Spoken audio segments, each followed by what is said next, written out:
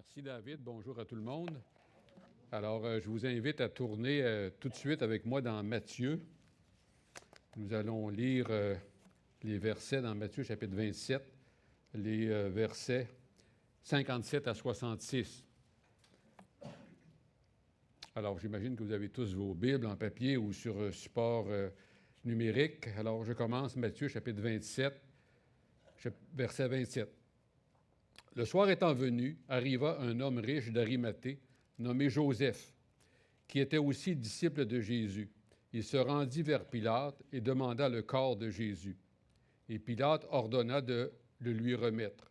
Joseph prit le corps, l'enveloppa d'un linceul blanc et le déposa dans un sépulcre neuf qu'il s'était fait tailler dans le roc.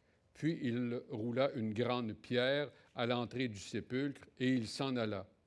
Marie de Magdala et l'autre Marie étaient là, assises vis-à-vis du sépulcre. Le lendemain, qui était le jour après la préparation, les principaux sacrificateurs et les pharisiens allèrent ensemble auprès de Pilate et dirent « Seigneur, nous nous souvenons que cet imposteur a dit, quand il vivait encore, « Après 3 jours, je ressusciterai. Ordonne donc que le sépulcre soit gardé jusqu'au 3e jour, afin que ses disciples ne viennent pas dérober le corps et dire au peuple, « Il est ressuscité des morts. » Cette dernière imposture serait pire que la première. Pilate leur dit, « Vous avez une garde, allez, gardez-le comme vous l'entendez. » Et ils s'en allèrent et s'assurèrent du sépulcre au moyen de la garde après avoir scellé la pierre. Alors, David a un peu volé mon introduction, dans le sens que je voulais vous dire, mais je vais vous le dire pareil, nous sommes au cœur de cette période de l'année que nous appelons le temps des fêtes. Une période qui se veut une période de réjouissance. Mais aujourd'hui, moi, je dois aborder des événements d'une grande tristesse. Il y a quelques jours à peine, on a célébré la naissance de Jésus et ce matin, je suis appelé à traiter de ses funérailles. Ça fait un peu incongru, déplacé, peut-être même inconvenant. Alors, ce matin, j'ai divisé, d'ailleurs comme c'est divisé souvent dans nos Bibles, notre texte en 2 parties. Et je pense qu'avant de se pencher sur les versets qui vont retenir notre attention, je pense qu'il est important de préciser qu'à l'époque, les Juifs comptaient les heures du matin au soir. Les Romains, eux, comptaient les heures, comme nous, de minuit à 23h59, mais les Juifs, eux, c'était du lever du jour au coucher. Et on se rappelle qu'on est le vendredi. Et il y a des étapes importantes qu'il faut se rappeler. Alors, il y a 4 étapes importantes qu'il faut bien saisir pour apprécier, si on peut dire, les versets qu'on va regarder ce matin.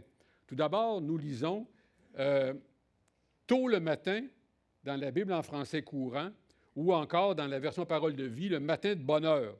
Et quand on regarde dans l'Évangile de Jean, au chapitre 19, au verset 14, on peut même penser que, parce que Jean, lui, parle de l'heure selon l'heure romaine, on peut penser que Jésus a été amené devant Pilate par les principaux sacrificateurs et les anciens vers 6 heures le matin, très tôt le matin de bonne heure.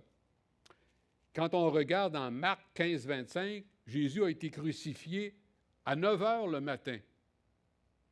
De midi à 15 heures, alors que Jésus agonisait en croix, il y a eu des ténèbres sur toute la terre. Matthieu 27, 45. Et finalement, Jésus est mort à 15 heures de l'après-midi. On voit ça dans Matthieu et dans Marc.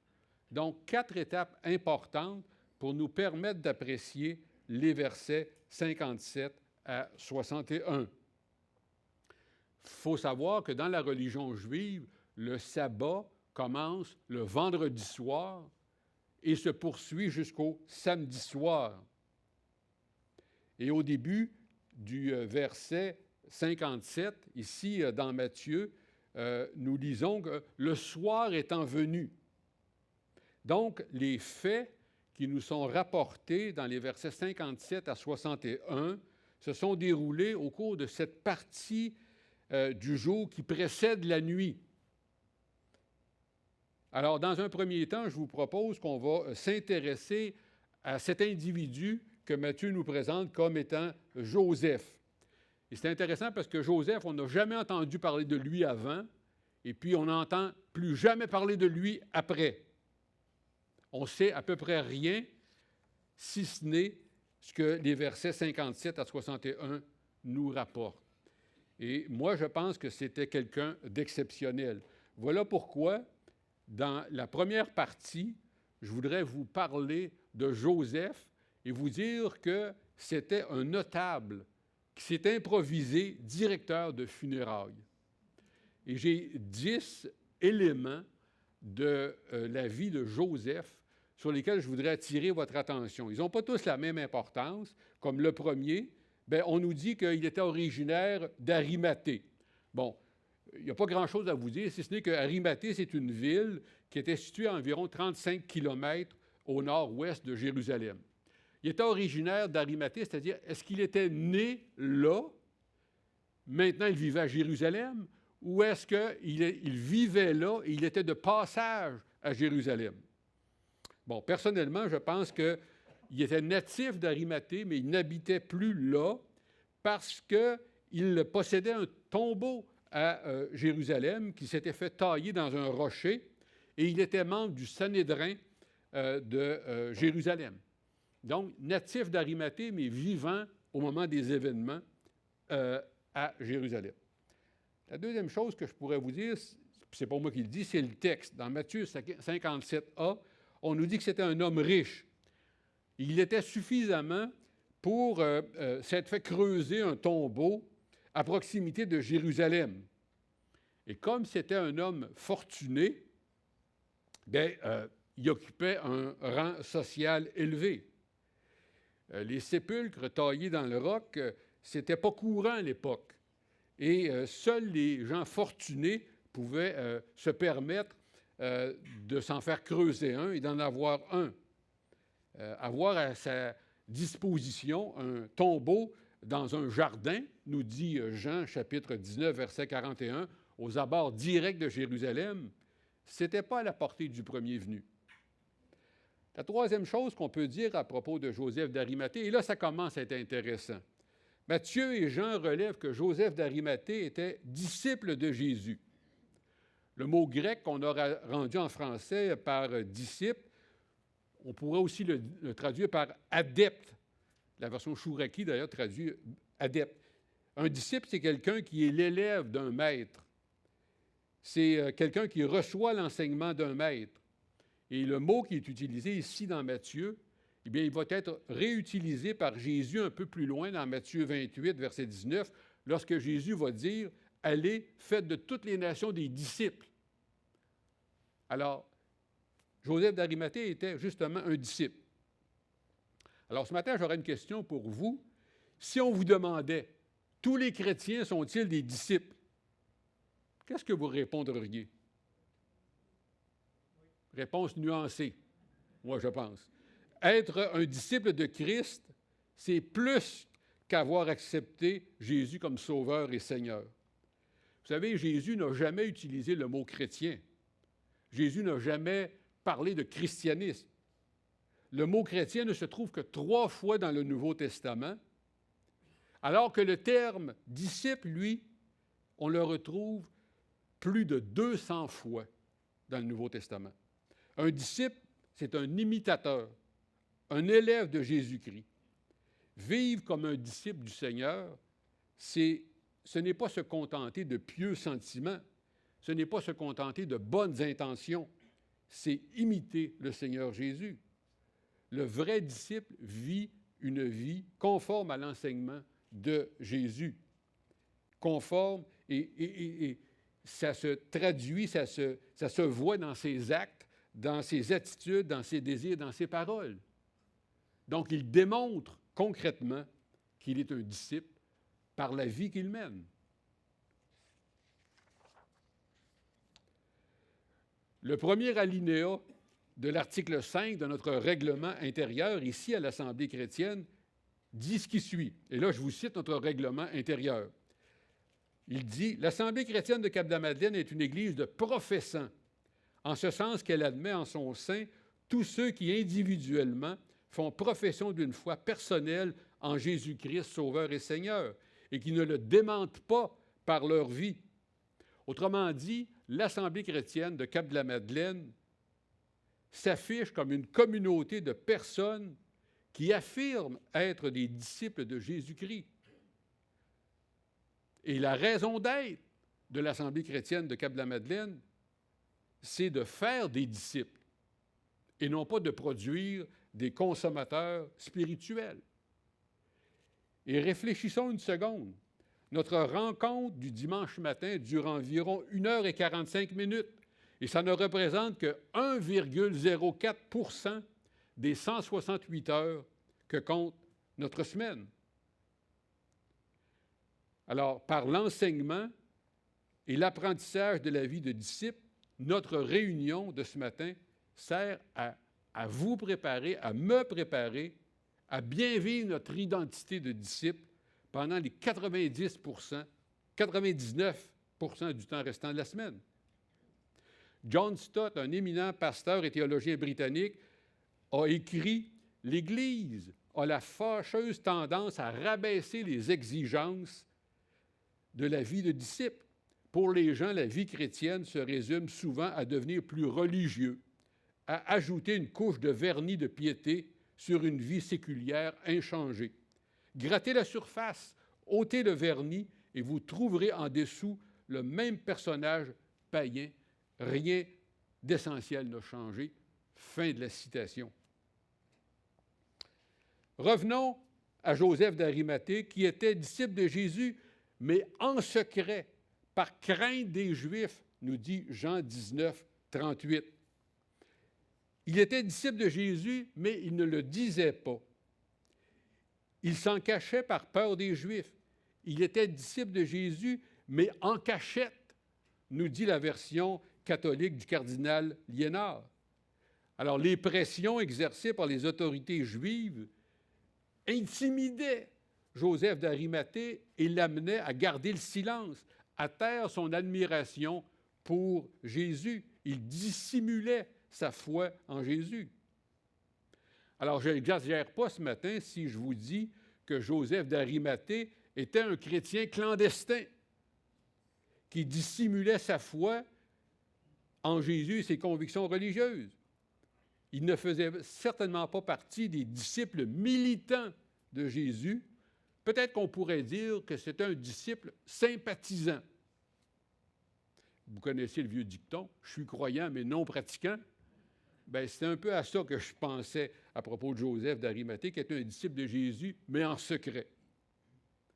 Les textes bibliques ne nous disent pas depuis combien de temps il vivait incognito, de manière à ne pas se faire connaître ou reconnaître comme disciple de Jésus. Il camouflait le fait qu'il était un adepte de Jésus. Pourquoi?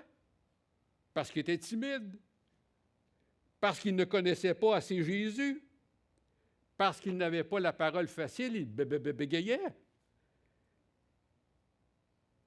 Pourquoi est-ce qu'il n'affichait pas ses couleurs? Pourquoi est-ce qu'il était muet comme une carpe? Parce qu'il avait peur, nous dit la Bible. Il avait peur du pouvoir tyrannique du clergé juif, du Sanhédrin dont il faisait partie. Il avait peut-être peur d'être persécuté, peut-être peur d'être rejeté, peut-être peur de perdre des amis, peut-être peur du qu'en dira-t-on. Et vous savez, cet homme-là était un conseiller de distinction, nous dit Marc, chapitre 15, verset 43. Et cette expression-là a été traduite de différentes façons. Dans des versions, on nous dit que c'était un noble conseiller, un conseiller honorable, un membre éminent du Sanhédrin, un homme distingué, bien connu, un notable du tribunal religieux.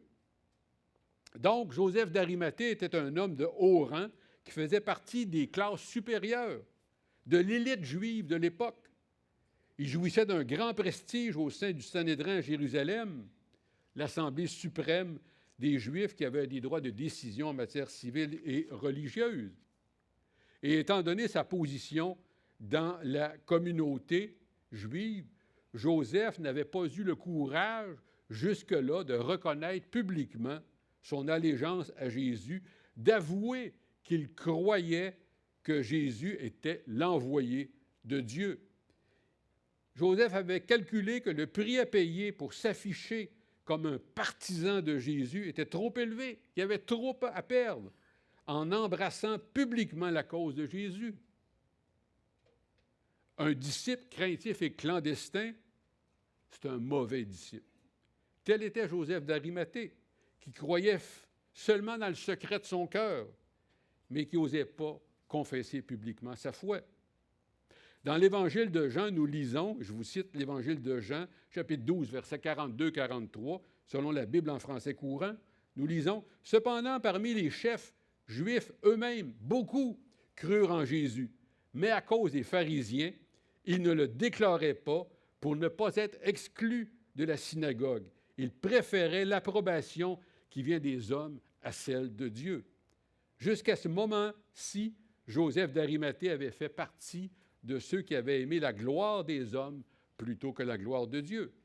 Et vous savez, en réfléchissant à tout ça, je me suis posé une question et j'ai formulé une prière. Alors, je me suis posé une question, est-ce que c'est possible de vivre sa foi dans le secret? Ça, c'est la question que je me suis posée.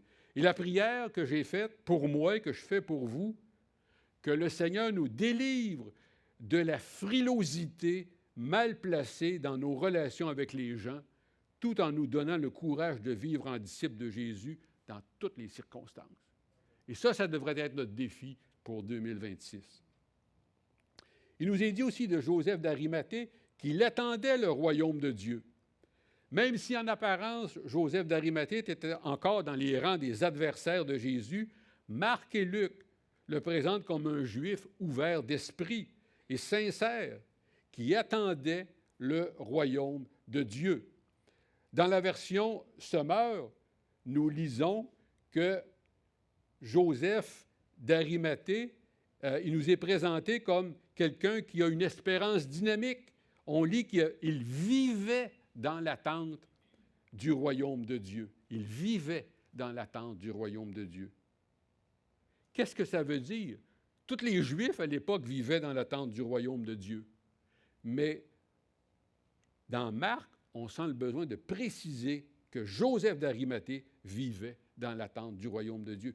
Alors, je réfléchissais à ça, puis je me disais, probablement que Joseph d'Arimathée était sur le qui-vive, spirituellement aux aguets, à l'affût du royaume de Dieu. Il avait sans doute écouté attentivement les prédications de Jésus et il avait reconnu en lui le Messie. Comme chrétiens, nous, est-ce que nous attendons avec foi et sérénité la venue de Jésus? La Bible nous dit aussi que Joseph d'Arimathée était un homme bon et juste. Luc dit de Joseph d'Arimathée que c'était un homme bon et juste. Luc 23, 50. Et au lieu de dire un homme bon, la version Darby parle d'un homme de bien.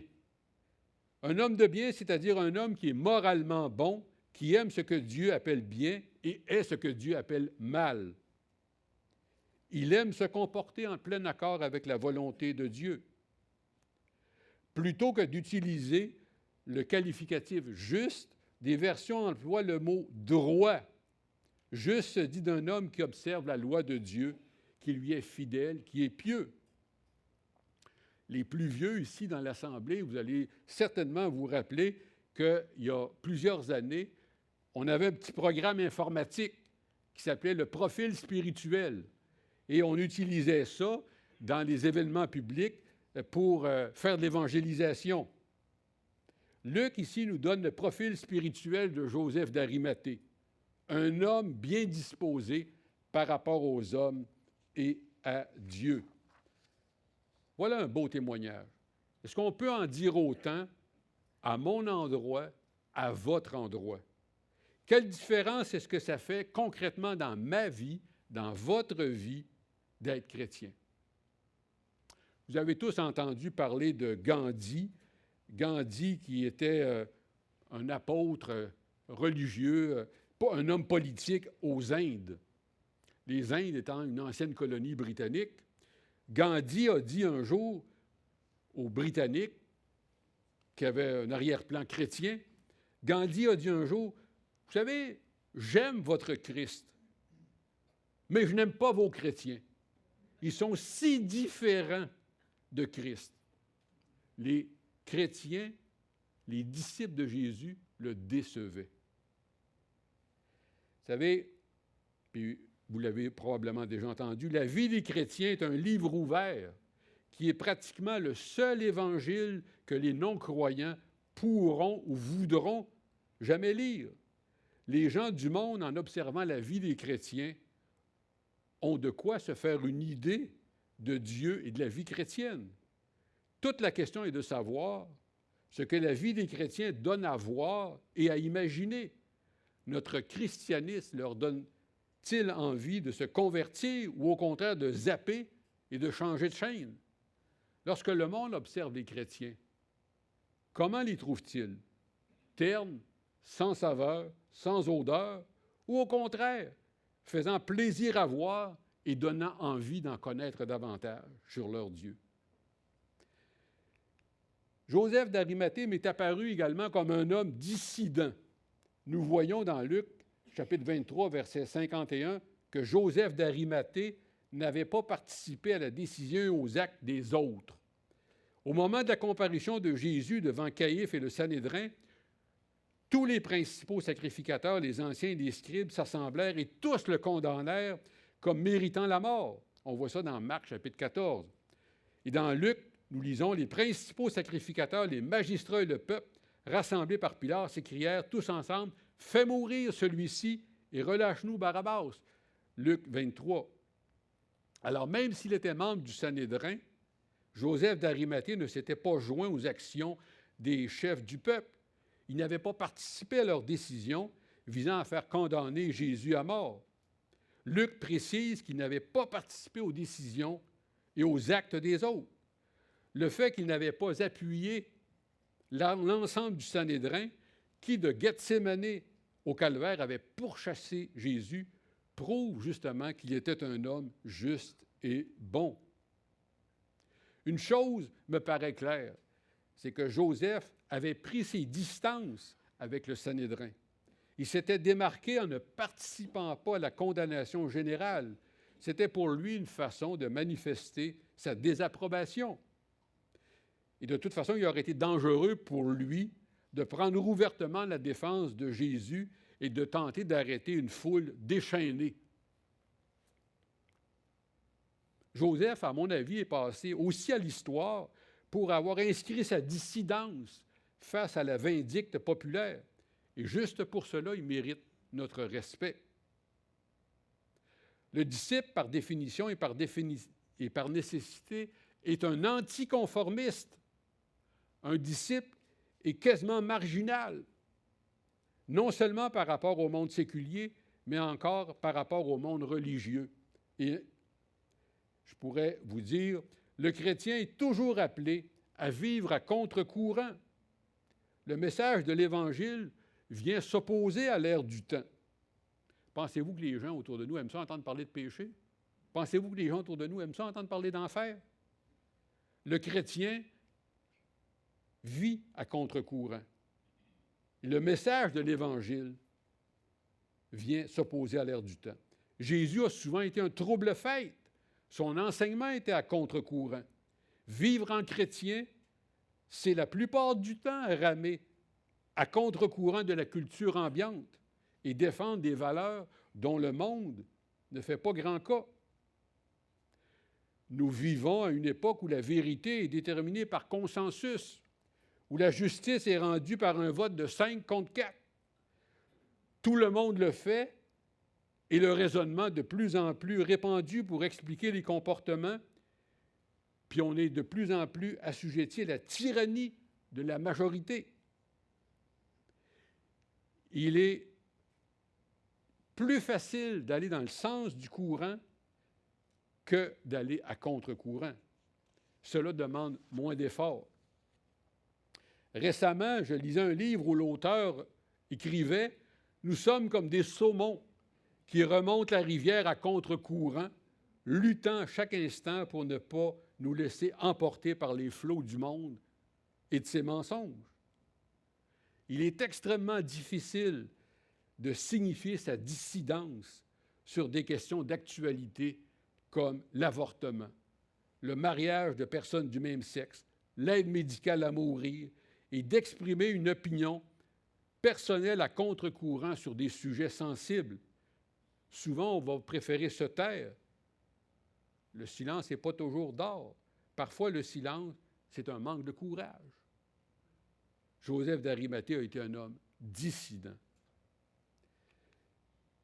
Joseph d'Arimathée était aussi un homme audacieux. Dans son évangile, Marc écrit que Joseph d'Arimathée osa se rendre vers Pilate pour demander le corps de Jésus. Et la plupart des versions que j'ai consultées n'utilisent pas le verbe « oser ».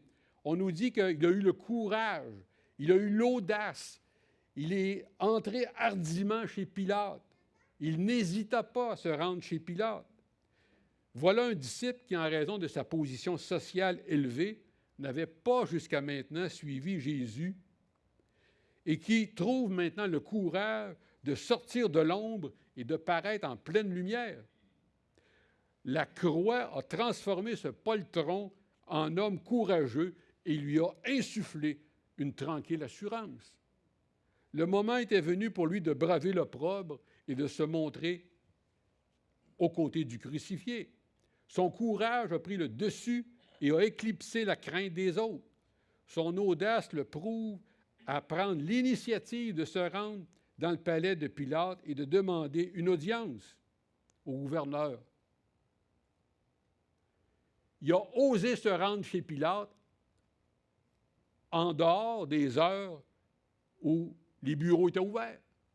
Il est allé voir Pilate en dehors des heures d'affaires. Et pour obtenir une audience avec Pilate, ça devait être un homme d'influence. Il devait jouer un rôle important, il devait être connu. Pilate a accepté de le recevoir, mais Pilate n'a pas dû voir d'un très bon œil qu'un membre du Sanhédrin, le même Sanhédrin qui lui avait forcé la main pour faire crucifier Jésus, que Pilate considérait comme innocent. Alors un membre de ce fameux Sanhédrin-là vient le déranger en dehors des heures de bureau. Essayons d'imaginer la surprise de Pilate, la stupéfaction des Juifs devant la démarche de Joseph, qui prend publiquement la défense, le parti du crucifié. Et dans un certain sens, Joseph d'Arimathée signe son arrêt de mort économique, social et religieux en prenant soin du corps de Jésus, en prenant l'initiative de donner une sépulture décente à Jésus. Joseph se positionnait publiquement en faveur de Jésus. Et ça a dû faire enrager les autres membres du Sanhédrin. Ça l'exposait à l'excommunication, à la persécution, à l'hostilité, à la violence. Joseph d'Arimathée, en posant ce geste-là, a mis en péril l'opinion positive que les gens avaient probablement sur lui. Qu'est-ce que nous sommes prêts à perdre pour notre Dieu? Jésus a dit, celui qui voudra sauver sa vie la perdra, mais celui qui perdra sa vie à cause de moi et de la bonne nouvelle la sauvera. Marc 8, 35. L'audace de Joseph d'Arimathée est d'autant plus remarquable que tous les autres disciples avaient promis allégeance et fidélité à Jésus à la suite de Pierre, mais ils l'ont abandonné et ont pris la fuite. Lorsque le Seigneur fut arrêté dans le jardin de Gethsémani, ils se sont tous évaporés dans la nature, tous ont eu la trouille, tous ont pris la poudre d'escampette. Et là, renversement complet de la situation, les matamores se sont déguisés en courant d'air, alors que le peureux fait acte de bravoure. Ceux qui s'étaient proclamés intrépides sont devenus des poules mouillées. Celui qui semblait être une poule mouillée est devenu un fonceur. Il fallait à Joseph un rare courage et un amour singulier pour le Seigneur pour oser faire cette démarche à l'heure où Jésus était abandonné de tous et où ses adversaires triomphaient, il a pris une remarquable initiative. Nous aussi, un jour, on va être mis à l'épreuve pour montrer de quel côté nous sommes. Est-ce que nous avons choisi Jésus en secret? Peut-être qu'un jour, à un moment donné, il va falloir s'afficher publiquement et porter son opprobre. Est-ce que nos bottines suivent nos babines? Tout chrétien devrait joindre le geste à la parole. Joseph d'Arimathée était aussi un homme dévoué. Vous savez, les Romains ne se souciaient pas de l'ensevelissement des condamnés. Habituellement, les Romains ne permettaient pas que l'on enterre le corps des crucifiés. Ils laissaient les cadavres sur la croix pour qu'ils soient dévorés par les rapaces ou les autres animaux de proie. Et ça, c'était comme la cerise sur le sundae. Être crucifié, c'était déjà une mort atroce, honteuse, puis voir son corps dévoré par les oiseaux de proie ou les rapaces, c'était une façon pour les Romains d'ajouter à l'odieux de la crucifixion. C'était pour eux, les Romains, une façon d'intimider tous ceux qui auraient été tentés de se soulever contre Rome, d'impressionner le peuple et d'humilier les criminels et leurs familles. Et les victimes de la crucifixion ne recevaient pas de sépulcre honorable. Dans le meilleur des cas, la victime d'une crucifixion était jetée dans une fosse commune destinée aux criminels ou jetée dans un ravin près de Jérusalem où on faisait brûler les déchets, la vallée de Hinnom. À l'occasion, on faisait des exceptions lorsque le crucifié appartenait à une famille importante, honorable, éminente, ou lorsque quelqu'un réclamait le corps. Les Romains acceptaient de faire une exception. Si personne n'avait réclamé le corps de Jésus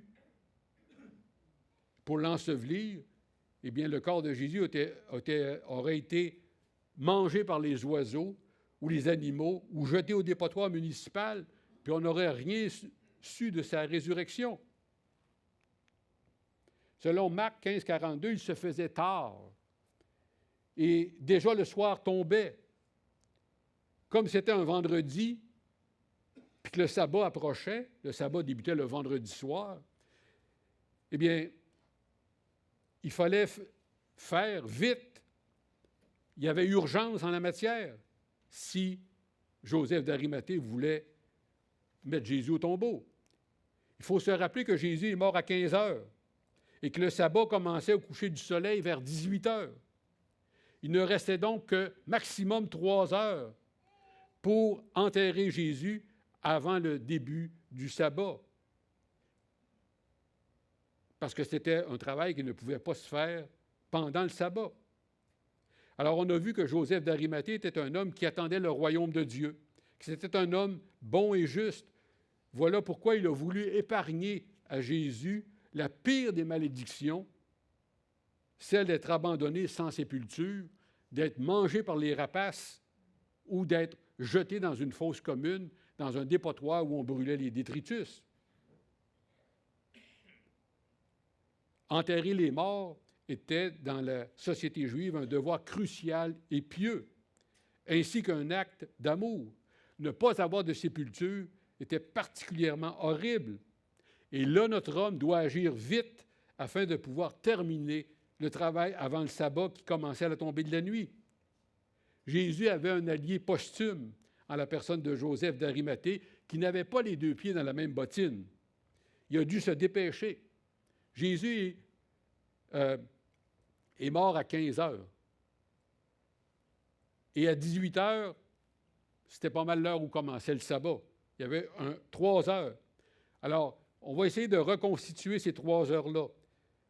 Joseph d'Arimathée s'est rendu promptement chez Pilate et après avoir été autorisé à récupérer le corps de Jésus, il lui a donné une sépulture décente. Imaginons les événements tels que nous les rapportent les 4 évangiles. Joseph arrive à Golgotha, il voit Jésus mort sur la croix, il décide de se rendre au palais du gouverneur. Il demande et obtient un entretien avec Pilate.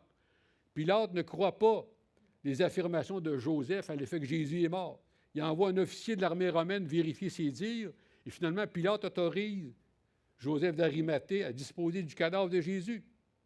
Joseph court acheter un linceul, se rend rapidement au pied de la croix, réquisitionne Nicodème en passant, car il n'y a pas de minute à perdre. Il détache délicatement Jésus de la croix, l'en descend délicatement, le couche sur le linceul étendu par terre, l'enveloppe de bande de lin, le saupoudre généreusement de myrrhe et d'aloès, puis Jésus place la dépouille mortelle de Jésus sur un brancard, le transporte sur une certaine distance qu'on n'est pas capable d'identifier. Il le transporte du lieu de crucifixion au sépulcre. Alors le sépulcre, ça pouvait ressembler à ça. Tu es dans une grotte et vous voyez à votre droite là, la pierre ronde qui avait été roulée. Et il a roulé la pierre et il est parti. Et probablement que quand il a eu fini tout ça, il a dit « Ouf, je suis arrivé avec le sabbat, commence. » Nous vivons dans une société où les émotions sont partout et valorisées. Il faut en procurer, il faut les montrer, il faut les mépriser. Et j'ai essayé d'imaginer les émotions qui ont dû secouer Joseph lorsqu'il a détaché de la croix le corps de Jésus, profondément meurtri par les coups de fouet, les clous dans les mains, dans les pieds, la lance qui avait transpercé son côté. Les émotions que Joseph a ressenties lorsqu'il a descendu délicatement le corps de Jésus de la croix, lorsqu'il l'a couché sur le linceul étendu par terre, lorsqu'il l'a enveloppé de bandes de lin, lorsqu'il l'a saupoudré de myrrhe et d'aloès, lorsqu'il l'a placé sur le brancard et transporté dans le sépulcre. Dans le livre d'Ésaïe, nous lisons que Jésus a été, pour plusieurs, un sujet d'effroi, tant son visage était défiguré, tant son aspect différent de celui des hommes. Alors, s'il y en a un qui a vu ça de près, c'est bien Joseph d'Arimathée. Dans les bulletins d'information télévisés, on nous met régulièrement en garde avant de diffuser certaines images qui sont difficiles à regarder. J'imagine que Joseph a été bouleversé et peut-être même choqué par la violence physique dont on avait fait preuve à l'endroit de Jésus. Je me suis demandé, est-ce que Joseph a posé tous ces gestes-là en silence, en bougonnant, ou en qualifiant les Romains de sales brutes, ou en disant des concitoyens juifs que ce n'était pas correct ce qu'ils avaient fait. J'imagine Joseph manipulant le corps de Jésus avec soin, respect, le cœur gros, les yeux baignés de larmes. Joseph d'Arimathée voyait la bouche de Jésus d'où étaient sorties les paroles de la vie éternelle. Cette bouche-là était maintenant muette. Joseph d'Arimathée voyait les mains qui avaient guéri tant de malades. Eh bien, ces mains-là étaient maintenant inertes. Joseph d'Arimathée voyait les pieds qui avaient parcouru toute la Palestine. Ces pieds-là étaient maintenant immobiles. Joseph d'Arimathée voyait ce Jésus qui avait proclamé la résurrection et la vie, qui maintenant était mort.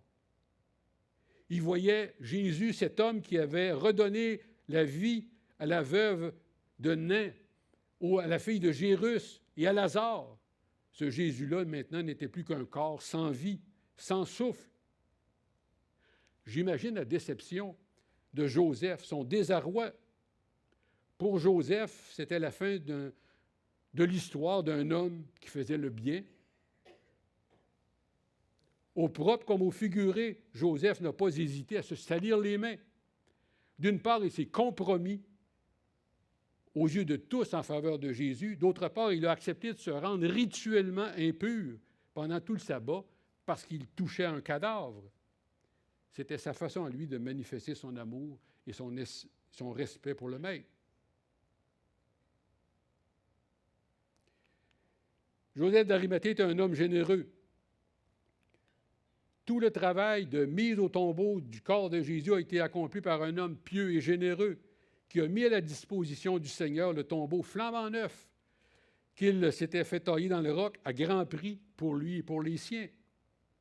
Il avait acheté au marché un drap de lin pur, nous dit le texte dans la version second 21.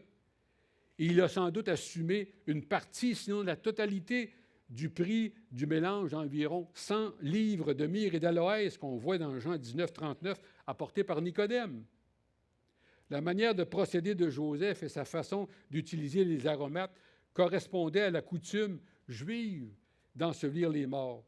Mais la quantité d'aromates employés relève une extravagance certaine, comparable à celle de Marie de Béthanie qui avait répandu un parfum d'honneur de grand prix sur Jésus. 100 livres de myrrhe, c'est environ 32,7 kg de myrrhe et d'aloès. C'était des produits dispendieux et la quantité fournie était considérable et dépassait largement ce qui était nécessaire pour oindre le corps de Jésus.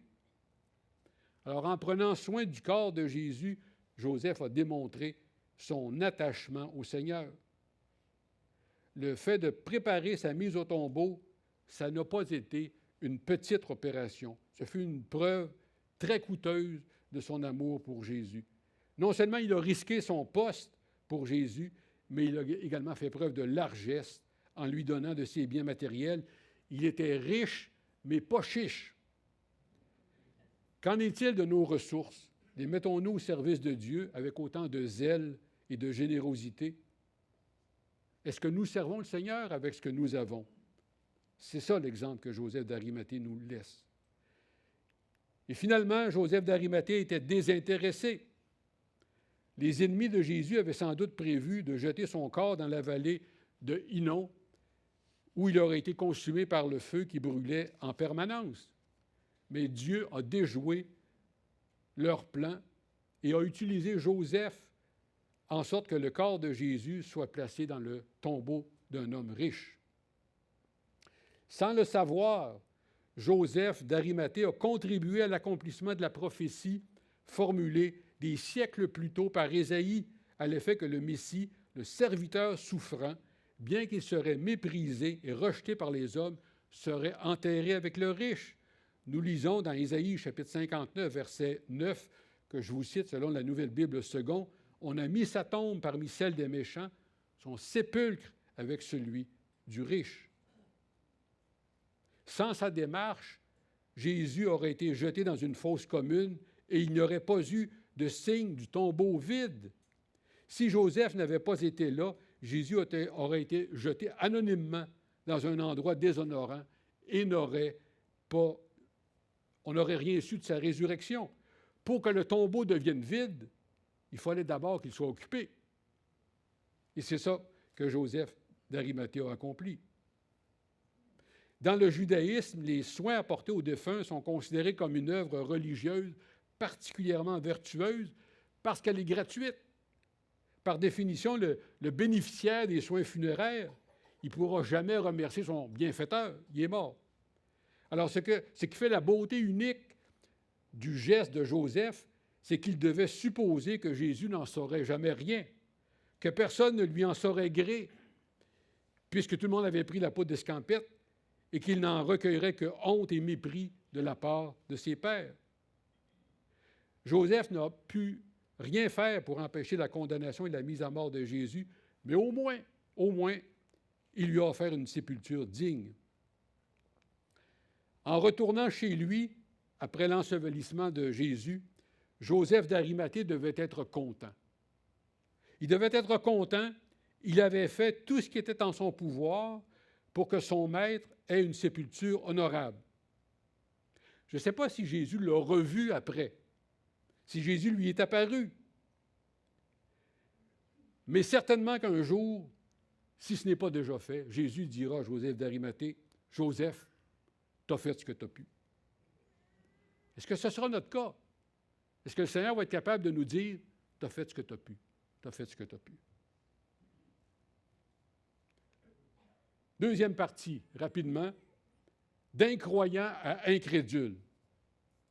Alors, dans les versets 62 à 66, Matthieu insiste sur les précautions prises par les grands prêtres pour enterrer définitivement l'affaire Jésus.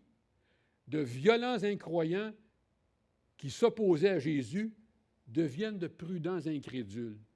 Ils se mettent à dire, Mais tout d'un coup, si jamais, si par hasard, on est mieux de ne pas prendre de chance. Le lendemain, nous dit, donc le samedi matin, verset 62, les principaux sacrificateurs et les pharisiens viennent demander à Pilate de faire garder le corps de Jésus pour éviter que s'accomplisse ce que Jésus avait annoncé, à savoir qu'il ressusciterait le troisième jour.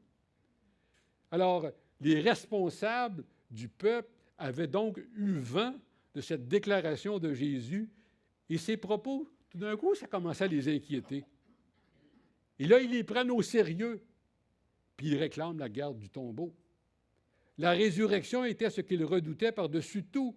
Voilà pourquoi ils souhaitent que le sépulcre soit gardé jusqu'au troisième jour. Les disciples avaient oublié que Jésus avait promis qu'il ressusciterait. Mais ses ennemis, eux, s'en souvenaient. Alors, ils envoient une députation auprès de Pilate et ils demandent que le sépulcre soit gardé. Et ça, ils font ça le samedi matin. Ce n'est pas conforme au sabbat. Les chefs des prêtres et les pharisiens ne craignent donc pas d'enfreindre les interdits du sabbat pour empêcher un subterfuge qui ferait croire à la résurrection de Jésus. Et j'attire votre attention sur le fait que cette délégation de dignitaires religieux appelle respectueusement Pilate « Seigneur » au verset 63. Dans d'autres versions, on traduit par « Excellence ». Et comment appelle-t-il Jésus au verset 63? « Imposteur ». Et le mot grec qu'on a traduit par imposteur signifie escroc, séducteur. Et dans d'autres versions, on a justement traduit par séducteur ou menteur ou égareur, charlatan, trompeur. Voilà l'opinion que le clergé juif avait de Jésus, et c'est ça qu'ils ont dit à Pilate. Et puis, ils disent, au verset 64, à la fin, ils parlent d'imposture. Alors, le mot imposture a été traduit dans d'autres versions, séduction, mensonge, égarement, tromperie, supercherie, escroquerie, etc. Alors, ils disent, écoute, la première imposture serait pire que la deuxième. La première imposture, c'était quoi? C'était que Jésus il avait osé se prétendre qu'il était le Messie. Et la dernière imposture, la deuxième imposture, ce serait une résurrection truquée pour soutenir la première prétention à l'effet qu'il était le Messie. Autrement dit, la simulation de sa résurrection serait pire que sa prétention à être le Messie, le Fils de Dieu. Les principaux sacrificateurs et les pharisiens croyaient que ses disciples, eux aussi, étaient des imposteurs et qu'ils étaient bien capables de venir dérober le corps de Jésus dans la tombe et de dire ensuite, « Voyez, il est ressuscité. » Et Pilate va leur dire, « Écoutez, prenez une garde. » Et une garde, là, il faut comprendre qu'ici, ce mot a un sens collectif. Ce n'est pas une personne. La garde ici, c'est un ensemble de personnes, une unité militaire, comme le démontre dans le chapitre 28, les versets 4, 11, 12 et 15. Une garde romaine était constituée de 4 à 16 soldats. Donc, le tombeau de Jésus a été très bien gardé. Et la pierre, nous dit Matthieu 27, 66, elle fut scellée. Donc, on avait mis une corde bord en bord de la pierre, puis la corde avait été scellée, c'est-à-dire qu'on avait mis la corde soit dans de la cire, soit dans de l'argile, puis on avait apposé le tampon royal. Donc, bord en bord, c'était scellé. Et on ne pouvait pas rouler la pierre sans briser le sceau. Alors, non seulement la pierre avait été scellée, le tombeau avait été scellé, mais il y avait une garde romaine composée de 4 à 12 personnes. On ne peut qu'admirer avec quelle sagesse Dieu a dirigé tout ce qui se rapporte à la sépulture de Jésus, de manière à ce qu'il fût impossible de soupçonner une fraude, comme cela aurait pu arriver si la tombe avait été fermée par ses disciples. Mais les Juifs eux-mêmes ont jugé que c'était important de bien s'assurer que Jésus était mort et qu'il était bien enterré et que le sépulcre était fermé d'une façon formelle, officielle et gardée. Alors, tout le scénario a été prévu par Dieu, de sorte que la résurrection de Jésus nous assure que ce n'est pas une superstition, fruit d'une supercherie. concluons rapidement. On a vu 10 versets ce matin qui nous ont mis en présence de personnes fort différentes. Joseph d'Arimathée, Pilate et les autorités religieuses juives.